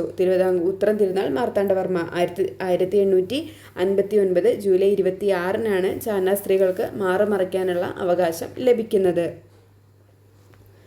വൈക്കം സത്യാഗ്രഹം. ഇവിടെ ഒരു പ്ലക്കാർഡ് വെച്ചിട്ടുണ്ട്. അയിത്ത ജാതിക്കാർ ഇതിനപ്പുറം പ്രവേശിക്കാൻ പാടില്ല എന്ന് പറഞ്ഞിട്ട്. വൈക്കം ക്ഷേത്രത്തിന് 100 മീറ്റർ അകലെ സ്ഥാപിച്ചിരുന്ന ഒരു ബോർഡിലാണ് ഇങ്ങനെ എഴുതിയിരിക്കുന്നത്: ദേശീയ പ്രസ്ഥാനം ശക്തമാകുന്ന വേളയിൽ സഞ്ചാര സ്വാതന്ത്ര്യത്തിനു വേണ്ടി കേരളത്തിൽ നടന്ന പ്രധാന സമരമാണ് വൈക്കം സത്യാഗ്രഹം. വൈക്കം ക്ഷേത്രത്തിന് ചുറ്റുമുള്ള റോഡിലൂടെ താഴ്ന്നതെന്ന് ഗണിക്കപ്പെട്ടിരുന്ന ജനവിഭാഗങ്ങളെ സഞ്ചരിക്കാൻ അനുവദിച്ചിരുന്നില്ല. ഈ വിവേചനത്തിനെതിരെ 1924 മാർച്ച് 30 സത്യാഗ്രഹം ആരംഭിക്കുന്നത്. ആരൊക്കെയായിരുന്നു? T K. Madhavan, K. Kelappan, K P. Kesava Menon തുടങ്ങിയവരാണ് ഈ സത്യാഗ്രഹം നയിച്ചത്. ദേശീയ ശ്രദ്ധ ആകർഷിച്ച വൈക്കം സത്യാഗ്രഹം മഹാത്മാഗാന്ധിയുടെ മധ്യസ്ഥതയിലാണ് അവസാനിപ്പിച്ചത്. ഇതൊക്കെ നമ്മൾ മുന്നത്തെ ക്ലാസ്സിൽ പറഞ്ഞിട്ടുള്ള കാര്യങ്ങൾ തന്നെയാണ്. TK. Madhavan, K. Kelappan, K P. Kesava Menon തുടങ്ങിയവരാണ് വൈക്കം സത്യാഗ്രഹം നയിച്ചിട്ടുണ്ടായിരുന്നത്. പിന്നെ എന്ത് ചെയ്തു? നമ്മുടെ മഹാത്മാഗാന്ധിജിയുടെ മധ്യസ്ഥതയിലാണ് ഇത് അവസാനിപ്പിച്ചത്. 1925 നവംബർ 23 ക്ഷേത്രത്തിൻ്റെ 3 വശങ്ങളിൽ കൂടിയുള്ള റോഡുകൾ, കിഴക്കേ നടയിലേക്കുള്ള 2 പാതകൾ ഒഴികെ ഹിന്ദുമതത്തിലെ എല്ലാ വിഭാഗക്കാർക്കും എന്തു ചെയ്തു? തുറന്നു കൊടുക്കപ്പെട്ടു. ഇവിടെ നമുക്ക് ഈ വൈക്കം സത്യാഗ്രഹവുമായിട്ട് പഠിക്കാനുള്ളതാണ് സവർണജാഥ. മന്നത്ത് പത്മനാഭൻ്റെ സവർണജാഥ. വൈക്കം സത്യാഗ്രഹത്തിനോടുള്ള ഐക്യദാർഢ്യം പ്രകടിപ്പിക്കുന്നതിന് വേണ്ടി മന്നത്ത് പത്മനാഭൻ്റെ നേതൃത്വത്തിൽ വൈക്കത്ത് നിന്ന് തിരുവനന്തപുരത്തേക്ക് ജാഥ സംഘടിപ്പിച്ചു. ഇത് എന്ത് പേരിൽ അറിയപ്പെട്ടു? സവർണജാഥ എന്ന പേരിലാണ് അറിയപ്പെട്ടത്. സവർണജാഥ എന്തുമായിട്ടാണ് ബന്ധപ്പെട്ടിരിക്കുന്നത്? വൈക്കം സത്യാഗ്രഹവുമായിട്ടാണ് ബന്ധപ്പെട്ടിരിക്കുന്നത്. ആരാണിത് നയിച്ചത്? മന്നത്ത് പത്മനാഭനാണ്. ഇനി അതുപോലെ ഒന്ന് നടന്നതാണ് ഗുരുവായൂർ സത്യാഗ്രഹം. ഹിന്ദുമതത്തിലെ എല്ലാ വിഭാഗം ജനങ്ങൾക്കും ഗുരുവായൂർ ക്ഷേത്രത്തിൽ പ്രവേശനം അനുവദിക്കണമെന്നാവശ്യപ്പെട്ട് നടന്നൊരു പ്രക്ഷോഭമാണ് ഗുരുവായൂർ സത്യാഗ്രഹം. കെ. കേളപ്പൻ, മന്നത്ത് പത്മനാഭൻ എന്നിവരുടെ നേതൃത്വത്തിൽ ഒരു കമ്മിറ്റി രൂപീകരിച്ചുകൊണ്ട് 1931 നവംബർ 1 സത്യാഗ്രഹം ആരംഭിച്ചു. സമരപരിപാടികൾ ശക്തമായപ്പോൾ അധികാരികൾക്ക് 1 മാസത്തോളം ക്ഷേത്രം എന്ത് ചെയ്തേണ്ടി വന്നു? അടച്ചിടേണ്ടി വന്നു. സമരത്തിന്റെ വോളണ്ടിയർ ക്യാപ്റ്റനായ A.K. ഗോപാലനെയും P. കൃഷ്ണപിള്ളയെയും സത്യാഗ്രഹത്തെ എതിർത്തവരെ ക്രൂരമായി മർദ്ദിച്ചു. അപ്പോൾ സമരത്തിന്റെ വോളണ്ടിയർ ക്യാപ്റ്റൻ ഗുരുവായൂർ സത്യാഗ്രഹത്തിന്റെ വോളണ്ടിയർ ക്യാപ്റ്റൻ ആരാണ്? A.K. ഗോപാലനും P. കൃഷ്ണപിള്ളയും. അവരെന്ത് ചെയ്തു? സത്യാഗ്രഹത്തെ എതിർത്തവരെന്ത് ചെയ്തു? ക്രൂരമായിട്ട് മർദ്ദിച്ചു. K. കേളപ്പൻ ക്ഷേത്രത്തിന് മുന്നിൽ എങ്ങനെ മരണം വരെ ഉപവാസം തുടങ്ങി. അനേകം ആളുകളാണ് ഇതിന് പിന്തുണയുമായി നാനാദേശങ്ങളിൽ നിന്നും എത്തിയത്. ഒടുവിൽ ഗാന്ധിജിയുടെ നിർദ്ദേശപ്രകാരമാണ് K. കേളപ്പന്റെ ഉപവാസം അവസാനിപ്പിച്ചത്. ക്ഷേത്രപ്രവേശനത്തെക്കുറിച്ച് പൊതുജനങ്ങളുടെ അഭിപ്രായം അറിയുവാൻ പൊന്നാനി താലൂക്കിൽ കോൺഗ്രസ് ഒരു ജനഹിത പരിശോധന നടത്തിയപ്പോൾ ഭൂരിപക്ഷം പേരും ഇതിനെ പിന്തുണയ്ക്കുകയാണ് ചെയ്തത്. ഇങ്ങനെ സമസ്ത ഹിന്ദുക്കൾക്കും ക്ഷേത്രപ്രവേശത്തിന് അനുകൂലമായൊരു അന്തരീക്ഷം സൃഷ്ടിക്കാൻ എന്തിനു കഴിഞ്ഞു? ഗുരുവായൂർ സത്യാഗ്രഹത്തിന് കഴിഞ്ഞു. നമുക്കവിടെ വർഷം ഓർത്തിരിക്കണേ, 1931 നവംബർ 1 ഗുരുവായൂർ സത്യാഗ്രഹം കേട്ടോ. 1931 നവംബർ 1. ആധുനിക കാലത്തെ മഹാത്ഭുതം. 1936 നവംബർ 12 തിരുവിതാംകൂർ ഭരണാധികാരിയായിരുന്ന ചിത്തിര തിരുനാൾ ബാലരാമവർമ്മ ക്ഷേത്രപ്രവേശന വിളംബരം പുറപ്പെടുവിച്ചു. ഇതിലൂടെ തിരുവിതാംകൂറിലെ ക്ഷേത്രങ്ങൾ എല്ലാ വിഭാഗം ഹിന്ദുക്കൾക്കും തുറന്നുകൊടുത്തു. ഗാന്ധിജി ഈ വിളംബരത്തെ എങ്ങനെയാണ് വിശേഷിപ്പിച്ചത്? ആധുനിക കാലത്തെ മഹാത്ഭുതം. ഈ ആധുനിക കാലത്തെ മഹാത്ഭുതം എന്ന് ഗാന്ധിജി വിശേഷിപ്പിച്ചത് എന്തിനെയാണ്? 1936 നവംബർ 12 നടത്തിയ ക്ഷേത്രപ്രവേശന വിളംബരത്തെയാണ് ആധുനിക കാലത്തെ മഹാത്ഭുതം എന്ന് ഗാന്ധിജി വിശേഷിപ്പിച്ചത്. മറന്നു പോകരുത്, എക്സാമുകളിലെ സ്ഥിരം ക്വസ്റ്റ്യൻ ആണത്. പാലിയം സത്യാഗ്രഹം. അയിത്തോച്ചാടനത്തിനായി കേരളത്തിൽ നടന്ന മറ്റൊരു സമരമാണ് 47-48 പാലിയം സത്യാഗ്രഹം എന്ന് പറയുന്നത്. 1947 നമ്മൾ പഠിക്കുന്നത്. 1947 പാലിയം സത്യാഗ്രഹം. കൊച്ചിയിലെ ചേന്നമംഗലത്തെ പാലിയത്തച്ഛൻ്റെ വസതിക്ക് മുന്നിലെ റോഡിലൂടെ നടന്നു പോകാൻ വൽക്കരിക്കപ്പെട്ടിരുന്ന ജനവിഭാഗങ്ങൾക്ക് വിലക്ക് ഉണ്ടായിരുന്നു. ഈ പ്രശ്നത്തെ ചൊല്ലി രാഷ്ട്രീയ കക്ഷികളും സമുദായ സംഘടനകളും ഒത്തുചേർന്ന് നടത്തിയ സമരമാണ് എന്തെന്ന് പറയുന്നത്? 1947 പാലിയം സത്യാഗ്രഹം. C. കേശവൻ ഉൾപ്പെടെയുള്ളവർ നേതൃത്വം നൽകിയ സത്യാഗ്രഹത്തെ നേരിടാൻ സർക്കാർ അറസ്റ്റും മർദ്ദനമുറകളും പ്രയോഗിച്ചു. 1948 കൊച്ചിയിലെ മുഴുവൻ ക്ഷേത്രങ്ങളും ജാതിമതഭേദമന്യേ എല്ലാവർക്കുമായി തുറന്നു കൊടുക്കപ്പെട്ടതോടെ പാലിയം റോഡിലൂടെ സഞ്ചരിക്കുന്നതിനുള്ള നിയന്ത്രണം എന്ത് ചെയ്തു? ഇല്ലാതെയായി. 1948 കൊച്ചിയിലെ മുഴുവൻ ക്ഷേത്രങ്ങളും എന്ത് ചെയ്യുന്നത്? എല്ലാവർക്കും വേണ്ടിയിട്ട് തുറന്നു കൊടുക്കുന്നത്. C. കേശവനാണ് കേട്ടോ പാലിയം സത്യാഗ്രഹത്തിൽ പ്രധാന നേതാവ് എന്ന് പറയുന്നത്. പാലിയം സത്യാഗ്രഹത്തെ മുന്നോട്ട് നയിച്ചത് പ്രധാന നേതാവ് ആരായിരുന്നു? C. കേശവനാണ്. ഓർത്തു വെച്ചേക്കണേ. 1930 ഉപ്പ് സത്യാഗ്രഹത്തിൻ്റെ ഭാഗമായി നടന്ന ജാഥയിൽ ആലപിക്കാൻ അംശി നാരായണപിള്ള എഴുതിയ വരികളാണ് ഏത്? വരിക വരിക സഹചര്യം. എപ്പോഴും ചോദിക്കാറുണ്ട് കേട്ടോ. വരിക വരിക സഹചര്യം എഴുതിയത് ആരാണ്? അംശി നാരായണപിള്ള കേട്ടോ. സത്യാഗ്രഹ സമരത്തിൻ്റെ രീതികൾ എന്താണെന്ന് ഈ വരികളിൽ നിന്ന് കണ്ടെത്താമോ? സത്യാഗ്രഹികൾ ഗാനം ആലപിച്ചും മുദ്രാവാക്യം മുഴക്കിയും പയ്യന്നൂർ കടപ്പുറത്തേക്ക് ജാഥയായി നീങ്ങി. വഴി നീളെ ആയിരക്കണക്കിന് ജനങ്ങൾ അവർക്ക് സ്വീകരണം നൽകി. കേരളത്തിൽ ദേശീയ പ്രസ്ഥാനം എത്രമാത്രം ഊർജ്ജസ്വലമായിരുന്നു എന്ന് ഇതിൽ നിന്ന് മനസ്സിലാക്കാം. കേരളത്തിൽ ദേശീയ പ്രസ്ഥാനത്തിൻ്റെ വളർച്ച മലബാറിലും കൊച്ചിയിലും തിരുവിതാംകൂറിലും എങ്ങനെയാണെന്നാണ് ഇനി നോക്കാൻ പോകുന്നത് കേട്ടോ. അതിനു മുമ്പ് ഇവിടെ ഒരു ബോക്സ് കൊടുത്തിട്ടുണ്ട്.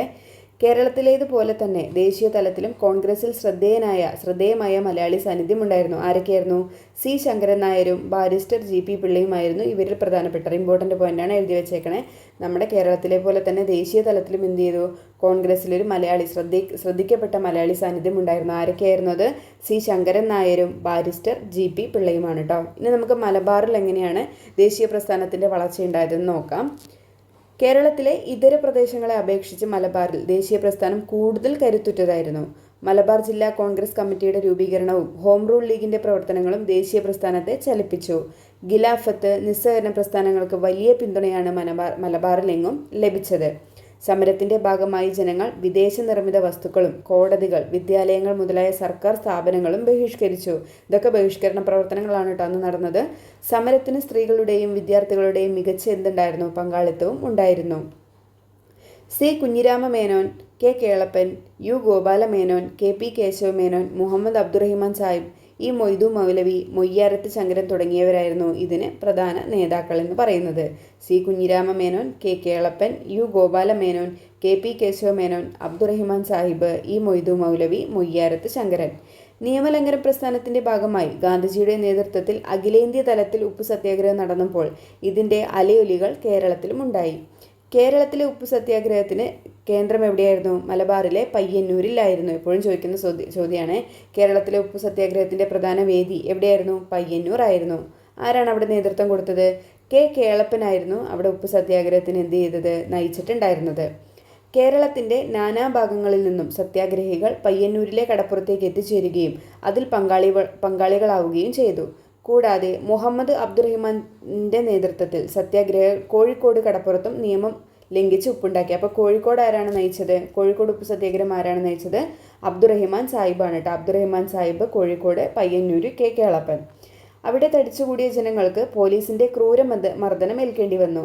വിദേശ വസ്ത്ര ബഹിഷ്കരണവും മദ്യഷാപ്പ് പിക്കറ്റിങ്ങും ഖാദി പ്രചരണവും സമരത്തിന്റെ ഭാഗമായി തന്നെ നടന്നു. 1920 ഗാന്ധിജിയും മൗലാന ഷൗക്കത്ത് അലിയും നിസ്സഹകരണ ഖിലാഫത്ത് സമരത്തിന്റെ പ്രചരണാർത്ഥം കോഴിക്കോട് എത്തി. ഗാന്ധിജിയുടെ ആദ്യ കേരള സന്ദർശനമായിരുന്നു 1920.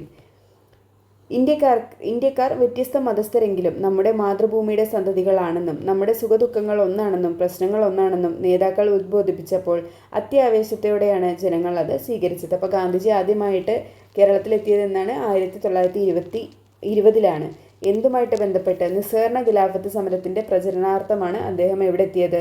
കേരളത്തിൽ 1920 എത്തിയത്. മലബാറിലെ ബ്രിട്ടീഷ് വിരുദ്ധ ജന്മി വിരുദ്ധ പ്രക്ഷോഭമായിരുന്നു മലബാർ കലാപം. നിസ്സഹകരണ ഖിലാഫത്ത് സമരത്തോടൊപ്പം നേരത്തെ തന്നെ മലബാറിൽ സജീവമായിരുന്ന കുടിയാൻ പ്രസ്ഥാനവും ചേർന്നപ്പോൾ അത് മലബാർ കലാപമായിട്ട് പരിണമിച്ചു. 1921 ഏറനാട്, വള്ളുവനാട്, പൊന്നാനി താലൂക്കുകളിലാണ് കലാപം വ്യാപിച്ചിട്ടുണ്ടായിരുന്നത്. അപ്പോൾ എന്ത് ചെയ്തു? നമ്മുടെ ഈ നിസ്സഹകരണ ഖിലാഫത്ത് സമരത്തോടൊപ്പം മുന്നേ തന്നെ മലബാറിലുണ്ടായിരുന്നു കുടിയാൻ പ്രസ്ഥാനം. അപ്പോൾ അതും കൂടെ ചേർന്നപ്പോൾ അതെന്തായി? അത് മലബാർ കലാപമായിട്ട് പരിണമിക്കുകയാണ് ചെയ്തത്. എവിടേക്കാണ് ഏറനാട്, വള്ളുവനാട്, പൊന്നാനി താലൂക്കുകളിലേക്കാണ് ഈ കലാപം എന്ത് ചെയ്തത്? വ്യാപിച്ചത്. ജന്മിമാരും ഗവൺമെൻറ് ഉദ്യോഗസ്ഥരും കലാപത്തിലേർപ്പെട്ട കർഷകരും ഉൾപ്പെടെ നിരവധി പേർക്ക് എന്ത് ചെയ്തു? ജീവഹാനി സംഭവിച്ചു. മലബാർ സ്പെഷ്യൽ പോലീസിനെയും പട്ടാളത്തെയും ഉപയോഗിച്ച് ബ്രിട്ടീഷ് ഗവൺമെൻറ് കലാപം അടിച്ചമർത്തി. മലബാർ കലാപത്തിന് നേതൃത്വം നൽകിയവരിൽ പ്രമുഖർ ആരൊക്കെയായിരുന്നു? അലി മുസ്ലിയാർ, വാര്യൻകുന്നത്ത് കുഞ്ഞഹമ്മദ് ഹാജി, പിന്നെ MP നാരായണ മേനോൻ എന്നിവർ. നമ്മുടെ SCRTയിൽ ഇത്രയും പേര് ഇവിടെ കൊടുക്കുന്നുണ്ട്. മലബാർ കലാപത്തിന് നേതൃത്വം നൽകിയവരിൽ പ്രമുഖർ എന്ന് പറഞ്ഞിട്ട് എടുത്തെഴുതിക്കോണേ. അലി മുസ്ലിയാർ, വാര്യൻകുന്നത്ത് കുഞ്ഞഹമ്മദ് ഹാജി, MP നാരായണ മേനോൻ. ഇതുമായിട്ട് ബന്ധപ്പെട്ട് നടന്ന വളരെ ബുദ്ധിമുട്ടേറിയ ഒന്നായിരുന്നു വാഗൺ ട്രാജഡി എന്ന് പറയുന്നത്. മലബാർ കാലത്തുണ്ടായ ദാരുണ സംഭവമാണ് ബ്രിട്ടീഷ് പോലീസ് ഓഫീസർ ഹിച്ച്കോക്കിൻ്റെ മേൽനോട്ടത്തിൽ സംഭവമാണിത്. ബ്രിട്ടീഷ് പോലീസ് ഓഫീസർ ഹിച്ച്കോക്കിൻ്റെ മേൽനോട്ടത്തിലാണ് 100ഓളം തടവുകാരെ തിരൂരിൽ നിന്നും മലബാറിലേക്ക് പുറത്തുള്ള ജയിലുകളിലേക്ക് കൊണ്ടുപോകാൻ കാറ്റും വെളിച്ചവും കടക്കാത്ത ചരക്ക് തീവണ്ടിയിൽ കയറ്റി. യാത്രാമധ്യേ ശ്വസിക്കാൻ വായുവോ കുടിക്കാൻ ഒരിറ്റു വെള്ളമോ ലഭിക്കാതെ ബോഗിയിൽ വെച്ച് പകുതിയിലധികം പേരും മരണപ്പെട്ടു. ഇത് 72 പേരെന്ന് SCRTയിൽ കിടക്കുന്നുണ്ട് കേട്ടോ. 72 പേരാണ് മരണപ്പെട്ടതെന്ന് SCRTയിൽ കിടക്കുന്നുണ്ട്. അപ്പോൾ ആരാണ് ഇതിന് നേതൃത്വം? വാഗൺ ട്രാജഡിക്ക് ആരാണ് നേതൃത്വം കൊടുത്തിട്ടുണ്ടായിരുന്നത്? ഹിച്ച്കോക്കാണ് കേട്ടോ. ഹിച്ച്കോക്ക് ചോദ്യം വന്നിട്ടുണ്ട്. നമ്മുടെ ഈ വാഗൺ ട്രാജഡിക്ക് നേതൃത്വം കൊടുത്തത് ആരാണ്? ഹിച്ച്കോക്കിൻ്റെ മേൽനോട്ടത്തിലായിരുന്നു കേട്ടോ. ഹിച്ച്കോക്ക് മറന്നു പോകരുത്. ആ പേര് വാഗൺ ട്രാജഡി കൂട്ടക്കൊലയുമായിട്ട് ബന്ധപ്പെട്ടിരിക്കുന്നു കേട്ടോ. 72 പേരും മറന്നു പോകരുത് കേട്ടോ. തിരൂരങ്ങാടി പൂക്കോട് പാണ്ടിക്കാട് സംഘർഷങ്ങൾ. പൂക്കോട്ടൂർ പാണ്ടിക്കാട് സംഘർഷങ്ങൾ. പൂക്കോട്ടൂരിലെ ഖിലാഫത്ത് കമ്മിറ്റി സെക്രട്ടറി ആയിരുന്ന വടക്കേ വീട്ടിൽ മുഹമ്മദിനെ മോഷണ കുറ്റം ചുമത്തി അറസ്റ്റ് ചെയ്യാൻ ബ്രിട്ടീഷ് പോലീസ് ശ്രമിച്ചു. ഇതിനെ തുടർന്ന് ആദ്യം തിരൂരങ്ങാടിയിലും പിന്നീട് പൂക്കോട്ടൂരിലും പാണ്ടിക്കാടിലും ബ്രിട്ടീഷ് പോലീസും ജനങ്ങളും തമ്മിൽ ഏറ്റുമുട്ടലുണ്ടായി. മലബാർ കാലത്ത് നടന്ന പ്രധാന സംഭവങ്ങളിൽ ഒന്നായിരുന്നു ഇവ എന്ന് പറയുന്നത്. നമ്മുടെ മലബാർ കാലത്തിൻ്റെ പ്രധാന കാരണം എന്ന് പറയുന്നത് എന്താണ്? പൂക്കോട്ടൂർ കലാപമാണ് കേട്ടോ. പൂക്കോട്ടൂരിലുണ്ടായ പ്രശ്നമാണ്. അവിടുത്തെ ഖിലാഫത്ത് കമ്മിറ്റി സെക്രട്ടറി ആയിരുന്ന വടക്കേ വീട്ടിൽ മുഹമ്മദിനെ മോഷണ കുറ്റം ചുമത്തിയിട്ട് അറസ്റ്റ് ചെയ്യാൻ ബ്രിട്ടീഷ് പോലീസ് ശ്രമിച്ചു. ഇതിനെതിരെ നടന്നതാണ് പൂക്കോട്ടൂരുണ്ടായ ഒരു ചെറിയൊരു ലഹള എന്ന് പറയുന്നത് കേട്ടോ. അതാണ് മലബാർ കലാപം കൂടുതലായിട്ട് പൊന്താൻ വേണ്ടിയിട്ട്, കൂടുതലായിട്ട് വ്യാപിക്കാൻ വേണ്ടിയിട്ട് കാരണം. അടുത്തത് ക്വിറ്റ് ഇന്ത്യ സമരം. 1942 ഓഗസ്റ്റ് 9 അഖിലേന്ത്യാ വ്യാപകമായി ആരംഭിച്ച ക്വിറ്റ് ഇന്ത്യ സമരത്തെ തുടർന്ന് ഗാന്ധിജി അടക്കമുള്ള പ്രമുഖ നേതാക്കൾ അറസ്റ്റ് ചെയ്യപ്പെട്ടു. അതുകൊണ്ട് തന്നെ മറ്റ് ഗാന്ധിയൻ സമരങ്ങളിൽ നിന്ന് വിഭിന്നമായി അക്രമ സ്വഭാവത്തോടെയുള്ള സമരമായി ഇത് മാറി. കേരളത്തിൽ മലബാർ, കൊച്ചി, തിരുവിതാംകൂർ മേഖലകളിൽ സ്ത്രീകളും വിദ്യാർത്ഥികളുമടക്കമുള്ള ജനവിഭാഗങ്ങൾ സമരത്തിൽ സജീവമായി തന്നെ പങ്കെടുത്തു. ഇതിൻ്റെ ഭാഗമായി നടന്ന പ്രധാന സംഭവം ഏതാണ്? കീഴരിയൂർ ബോംബ് കേസാണ്. ക്വിറ്റ് ഇന്ത്യ സമരവുമായിട്ട് ബന്ധപ്പെട്ട് നടന്ന പ്രധാന സംഭവം ഏതാണ്? കീഴരിയൂർ ബോംബ് കേസാണ് കേട്ടോ. Keezhariyur bomb case. Quit India സമരകാലത്ത് കോഴിക്കോട് ജില്ലയിലെ കൊയിലാണ്ടിക്കടുത്തുള്ള കീഴരിയൂരിൽ വെച്ച് ഒരു വിഭാഗം സമരക്കാർ ബോംബ് നിർമ്മിച്ചു. വിവിധയിടങ്ങളിൽ ആളപായമില്ലാതെ ബോംബ് പൊട്ടിച്ച് ബ്രിട്ടീഷുകാരെ ഭയപ്പെടുത്തുകയായിരുന്നു ലക്ഷ്യം. 1942 നവംബർ 17-നായിരുന്നു ബ്രിട്ടീഷുകാരെ വിറപ്പിച്ച സ്ഫോടനങ്ങൾ നടന്നത്. ഇതിന് പിന്നിൽ പ്രവർത്തിച്ച ഡോക്ടർ കെ ബി മേനോൻ ഉൾപ്പെടെയുള്ളവരെ ബ്രിട്ടീഷ് പോലീസ് പിടികൂടുകയും കഠിന തടവിന് ശിക്ഷിക്കുകയും ചെയ്തു. നമ്മുടെ ഈ കീഴരിയൂർ ബോംബ് കേസിൻ്റെ ബുദ്ധി കേന്ദ്രം എന്ന് എക്സാം പേപ്പറിൽ കാണാറുണ്ട്. അതാരാണ്? ഡോക്ടർ കെ ബി മേനോനാണ് കേട്ടോ. ഡോക്ടർ കെ ബി മേനോനാണ് കീഴരിയൂർ ബോംബ് കേസിൻ്റെ ബുദ്ധി കേന്ദ്രം എന്ന് പറയുന്നത്. രാജവാഴ്ച നിലനിന്നിരുന്ന കൊച്ചിയിൽ ബ്രിട്ടീഷ് പരമാധികാരം സ്ഥാപിക്കപ്പെട്ടതു മുതൽ അതിനെതിരെ ജനകീയ പ്രക്ഷോഭങ്ങൾ ഉണ്ടായിട്ടുണ്ട്. സദ്ഭരണം സ്ഥാപിക്കുക എന്നതായിരുന്നു ആദ്യകാല പ്രക്ഷോഭങ്ങളുടെ ലക്ഷ്യം. പിന്നീട് രാഷ്ട്രീയ അവകാശങ്ങൾ നേടിയെടുക്കാൻ വേണ്ടിയുള്ള സമരങ്ങളും ആരംഭിച്ചു. അത്തരത്തിൽ കൊച്ചിയിൽ നടന്ന ഒന്നാണ് ഇലക്ട്രിസിറ്റി സമരം എന്ന് പറയുന്നത്. തൃശ്ശൂരിലെ വൈദ്യുതി വിതരണ ചുമതല ഒരു സ്വകാര്യ കമ്പനിയെ ഏൽപ്പിക്കാൻ കൊച്ചിയിലെ ദിവാനായ RK ഷൺമുഖം ചെട്ടി തീരുമാനിച്ചു. ഇതിനെതിരെ 1936 ജനകീയ പ്രക്ഷോഭം ഉണ്ടായി. സമരത്തെ ഗവൺമെൻറ് അടിച്ചമർത്തിയെങ്കിലും ജനങ്ങളെ പ്രക്ഷോഭ രംഗത്തിറക്കാൻ ഈ സമരം എന്ത് ചെയ്തു? സഹായകമാകി. നമ്മുടെ ഈ ഇലക്ട്രിസിറ്റി സമരത്തിൻ്റെ വർഷം പഠിച്ചിരിക്കണേ 1936 കേട്ടോ. ഈ വർഷം പഠിക്കുന്നത് ഇപ്പോൾ ട്രെൻഡിങ് ആണ് ക്വസ്റ്റ്യൻ വരുന്നത്. കാലഗണക്രമത്തിൽ നമ്മൾ കറക്റ്റാക്കിയിട്ട് എഴുതാൻ വേണ്ടിയിട്ട്, ഓർഡർ കറക്റ്റാക്കിയിട്ട് എഴുതാൻ വേണ്ടിയിട്ട് ഒരു ട്രെൻഡിങ് ക്വസ്റ്റ്യൻ ഇപ്പോൾ ഇങ്ങനെ വന്നുകൊണ്ടിരിക്കുന്നുണ്ട്. അതുകൊണ്ടാണ് എല്ലാത്തിൻ്റെയും വർഷം ഓർത്ത് വയ്ക്കണം. ഇടയ്ക്കിടയ്ക്ക് റിവൈസ് ചെയ്താൽ മതി. അല്ലെങ്കിൽ ചെറിയ നമ്മുടെ ഈ സ്റ്റിക്കർ നോട്ട് ഉണ്ടല്ലോ, അതിൽ എവിടെയെങ്കിലുമൊക്കെ കാണുന്ന രീതിയിൽ ഒട്ടിച്ച് വയ്ക്കുകയൊക്കെയാണ് വെച്ചാൽ നമ്മളിങ്ങനെ ഇടയ്ക്കിടയ്ക്ക് നോക്കുന്ന സമയത്ത് നമ്മുടെ മൈൻഡിൽ അത് നിൽക്കും. അങ്ങനെയൊക്കെ ചെയ്യാം കേട്ടോ. ഈ ഇയേഴ്സ് പഠിക്കാൻ ബുദ്ധിമുട്ടുള്ളവരെ. കൊച്ചി രാജ്യ പ്രജാമണ്ഡലം. ഉത്തരവാദ ഭരണം നേടുക എന്ന ലക്ഷ്യത്തോടെ 1941 കൊച്ചി രാജ്യ പ്രജാമണ്ഡലം എന്ന പേരിൽ ഒരു സംഘടന രൂപീകൃതമായി. നിങ്ങൾ ഇങ്ങനെയുള്ള ക്ലാസ്സുകൾ മാത്രം കണ്ട് യൂട്യൂബിൽ ഒരുപാട് കണ്ടിട്ട് സമയം കളയരുത്. അതിൻ്റെ കൂടെ തന്നെ മാത്സും കട്ടയ്ക്ക് പിടിക്കണം കേട്ടോ. പ്രിലിംസിൽ മാത്സ് നമുക്ക് ഭയങ്കര ഹെൽപ്പാണ്. അതുപോലെ തന്നെ കറണ്ട് അഫെയർ, PSC ബുള്ളറ്റിൻ നന്നായിട്ട് പഠിക്കുക. അതും അല്ലാത്ത ബാക്കി കറണ്ട് അഫെയർ ഞാൻ ക്ലാസ് റിവിഷൻ സമയത്ത് ഇടുന്നതായിരിക്കും കേട്ടോ. ഇപ്പോൾ സൺഡേയ്സ് ആണ് ഞാൻ മോക്ക് ടെസ്റ്റ് ഇതുവരെ പഠിച്ച എല്ലാത്തും കൂടെ ചേർത്തിട്ട് ഒരു മോക്ക് ടെസ്റ്റ് പറഞ്ഞിരിക്കുന്നത് സൺഡേയ്സ് ആണ്. അപ്പോൾ ആ സമയത്ത് തന്നെ ബാക്കി കറണ്ട് അഫെയറും കൂടെ ഉൾപ്പെടുത്തിയിട്ട് ഒരു ക്ലാസ്, ഒരു മോക്ക് ടെസ്റ്റ് പോലെ ചെയ്യാൻ വേണ്ടിയിട്ട് ശ്രമിക്കുക കേട്ടോ. അപ്പോൾ മാത്സ് എൻ്റെ ഒരു അഭിപ്രായത്തിൽ ജെറിൻ സാറിൻ്റെ ക്ലാസ് അടിപൊളിയാണ് കേട്ടോ. ഇപ്പോൾ ബിഗിനേഴ്സൊക്കെ ആണെന്നുണ്ടെങ്കിൽ ഞാൻ ഉറപ്പായിട്ടും ഷുവറായിട്ടും പറയുന്നു, നമുക്ക് മാത്സ് ബോറടിപ്പിക്കാണ്ട് നമുക്ക് മാത്സൊക്കെ പൊതുവേ ബുദ്ധിമുട്ടുള്ള ആൾക്കാരാണെന്നുണ്ടെങ്കിൽ നമുക്ക് വിശ്വസിച്ചിട്ട് കാണാൻ പറ്റിയൊരു വീഡിയോ ആണ് ജെറിൻ സാറിൻ്റേത് കേട്ടോ. നമ്മളെ ബോറടിപ്പിക്കില്ല.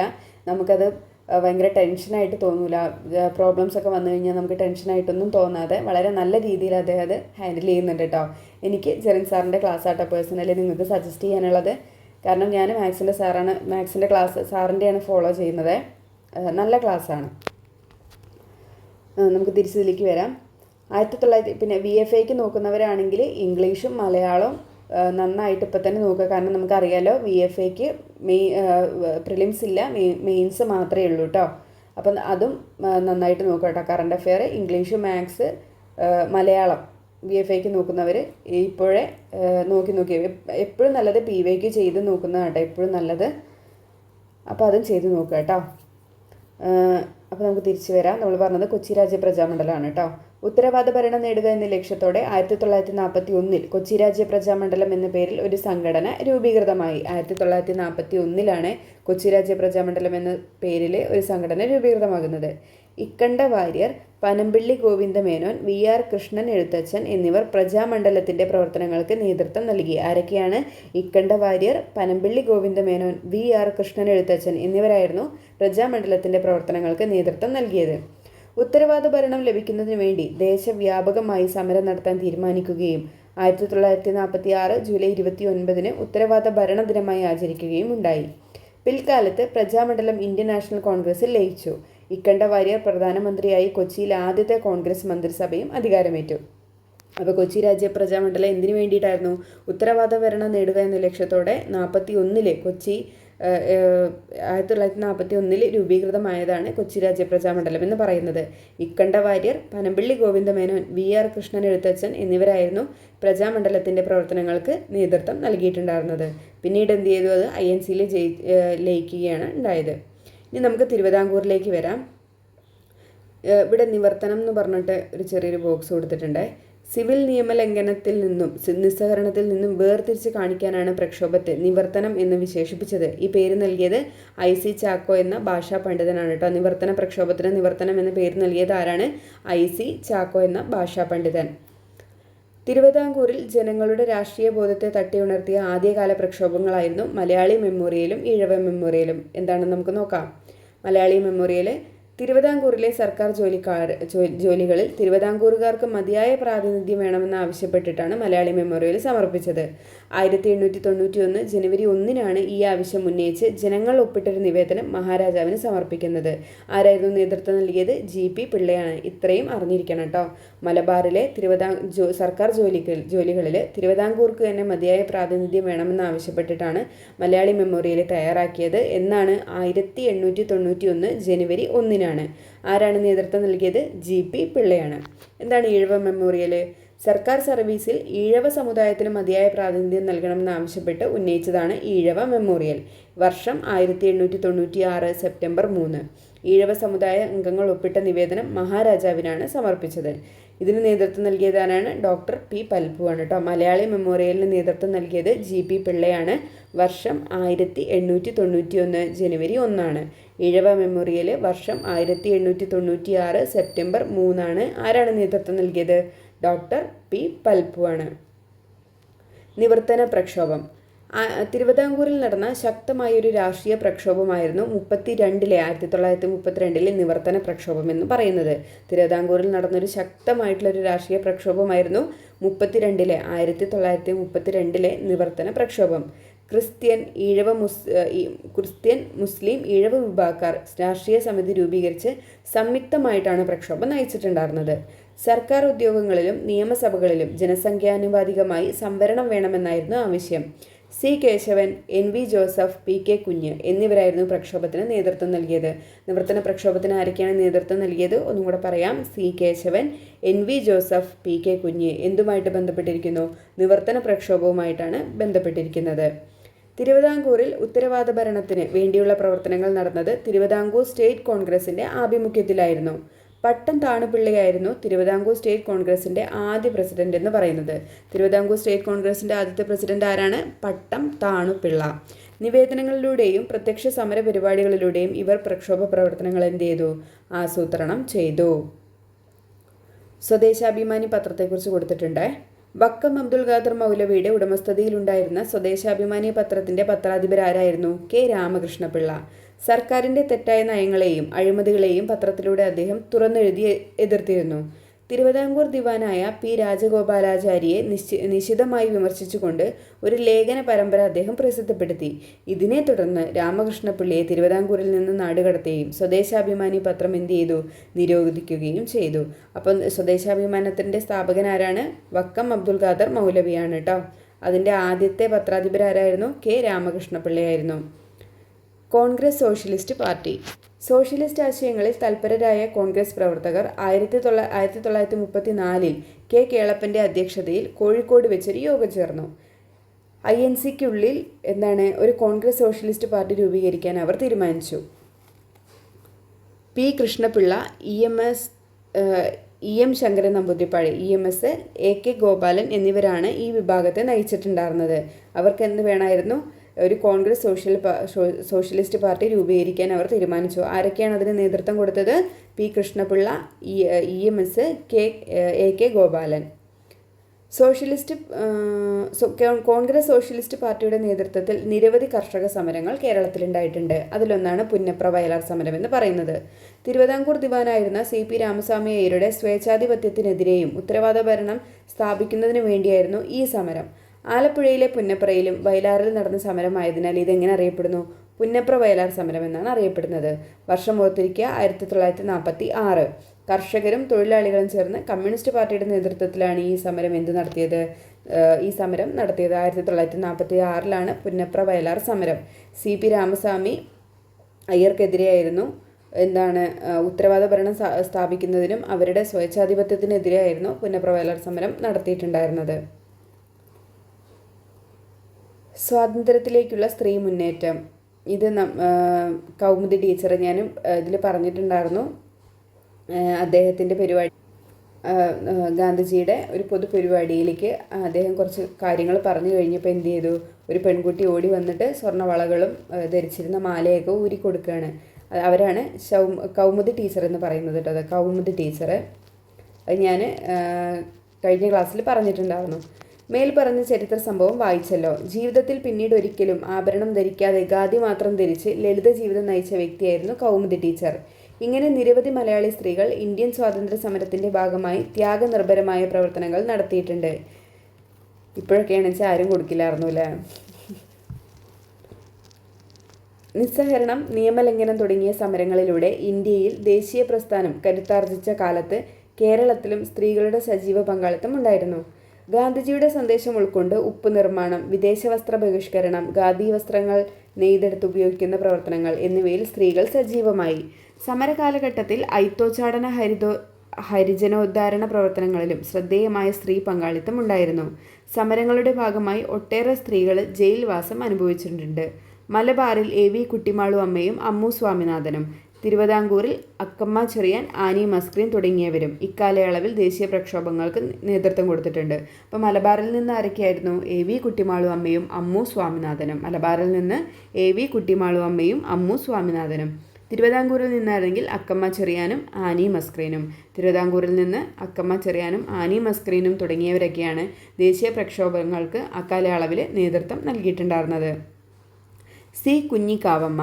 ഗാന്ധിജി ആദ്യമായി കേരളം സന്ദർശിച്ചപ്പോൾ സ്വർണ്ണ നൂലിൽ കോർത്തൊരു തുളസിമാല മകനെ കൊണ്ട് ഗാന്ധിജിയുടെ കഴുത്തിൽ അണിയിച്ചു. ഉപഹാരം സ്വീകരിക്കണമെങ്കിൽ ആയുഷ്കാലം മുഴുവൻ ഖാദി വസ്ത്രങ്ങൾ മാത്രമേ ധരിക്കുകയുള്ളൂ എന്ന് പ്രതിജ്ഞ ചെയ്യണം ഗാന്ധിജി നിർദ്ദേശിച്ചു. ആ പ്രതിജ്ഞ ജീവിതാവസാനം വരെ പാലിക്കുകയും സമരങ്ങളുടെ ഭാഗമായി നിരവധി തവണ ജയിൽവാസം അനുഭവിക്കുകയും ചെയ്തു. 1938 കേരള കോൺഗ്രസ് കമ്മിറ്റിയുടെ പ്രസിഡന്റായി തിരഞ്ഞെടുക്കപ്പെട്ടു. ഹരിജനോദ്ധാരണം, ഖാദി പ്രചരണം എന്നിവയിലും സജീവമായിരുന്നു. അപ്പോൾ ചോദ്യം വരാം, 1930 ചുവടെ പറയുന്നവയിൽ 1938 കേരള പ്രദേശ് കോൺഗ്രസ് കമ്മിറ്റിയുടെ പ്രസിഡന്റായി തിരഞ്ഞെടുക്കപ്പെട്ട വനിതയാര്? ആരാണ്? C.